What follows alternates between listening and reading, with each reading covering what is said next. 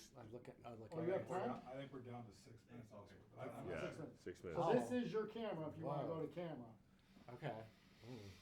All right. Okay. When do we start? Anytime you're ready. Oh, okay. So this is Jerry in the Suite. Here we are. First off, I just got to ask: do people think that you're going to yell at them, give them some crazy hard time, that you're different than you are in real life? Yeah, sometimes that happens, but I'm always like, wait, do you think Sacha Baron Cohen is actually Borat? You know what I mean? Right. Like, it's a character, obviously, and I love Billy on the Street, but if I acted like that in real life, I probably wouldn't be alive anymore. Right. Make a movie. Did you feel a lot of pressure with this movie, a lot riding on your shoulders, and how has that been?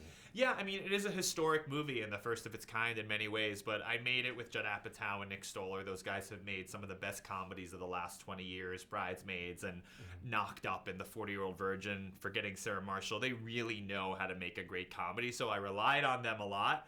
And we just focused on making the funniest, most honest movie we could. We want to make a movie that people really will laugh out loud at from beginning to end. I don't think that's an experience people get in the movie theater very much anymore, and I think people have forgotten how much fun it is to go to a movie theater and laugh out loud for a few hours and escape the world, and that was our goal. Yeah.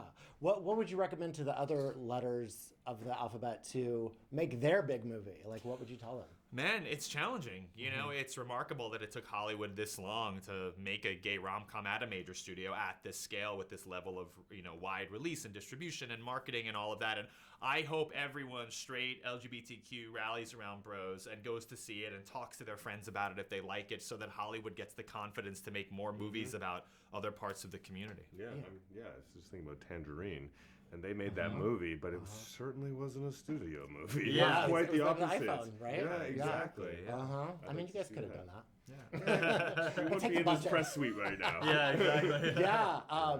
So how alike are you to the character in the movie, and how are you not? I mean, Aaron has a lot of the sort of things that I definitely thought about. I think these questions of masculinity are really important to him, and identity and trying to be strong and tough. I think I went through that. But it is interesting watching the movie, I think, where Aaron, we find him at the beginning of the movie, he's a little more shut off, and that does remind me of a version of myself back when I was a little bit younger. I was lucky enough to be surrounded by people that encouraged me to be myself, and that in order to be an artist, you had to remove that stuff from yourself. So, I mean, we both share a sort of healthy sense of wanting to appear tough to the world. And how about you? It's not identical to me, but I obviously pulled a lot of stuff from my life. I mean, Bobby is very outspoken. He likes to be witty and clever. He loves a pop culture zinger, but in a way, that's his defense mechanism against the world. That's his armor. Aaron's armor is his body and the sort of masculine energy that he's trying to project to the world, and Bobby's is more comedic, but it's a very similar mechanism. And that's the idea that we started off with. What happens when two guys who are, very out, very sexually active, but are putting love and intimacy at arm's length? What happens when they fall in love? How do they deal with that? What does that relationship look like? And that was the original premise we started with. Yeah. The serious parts were really meaningful to me personally. Like, it wasn't because I went in thinking it was just going to be all laughs, but those parts were, how was it filming some of those, and how was that? It requires a lot of vulnerability. I mean, for both of us, these roles made us reveal ourselves in every way. Physically, emotionally, skin, everything. The sock? Did you wear the sock?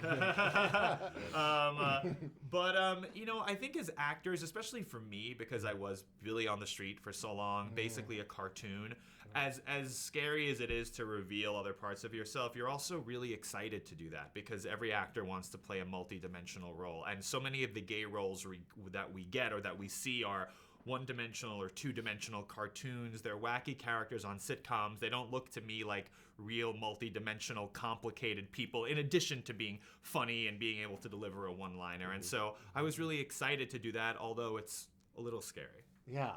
And sexy. We don't get to see that, especially in a lot of gay men. Yeah. It's like they're often just kind of for the joke. They're not for this sort of sex appeal. We're very sexy. We're so so sexy. Yeah, there was, I mean, my friends I ran into them at the gay bars right after, and all they want to know is, was it good? Or like, I think a lot of us are just tired of having the art house films and stuff like that. Right. So Yeah. it was just refreshing to have, And those art house films are super important, and I remember them. But like, it's Absolutely. nice that you don't have to like go to the back room at the video store.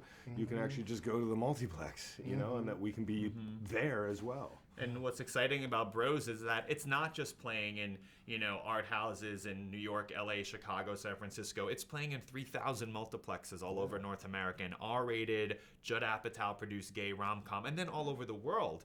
And that's what's important because, like, there are gay people in small towns who want to go to a multiplex and see themselves reflected as much as there are in the big cities, and I'm excited about that. Are they letting it open in Florida? I believe it will be opening Oh, in wow. Florida, Oh, yes. that's good. Yes, and other third world countries. Whose idea was it to do the boardroom scene? Because that is brilliant.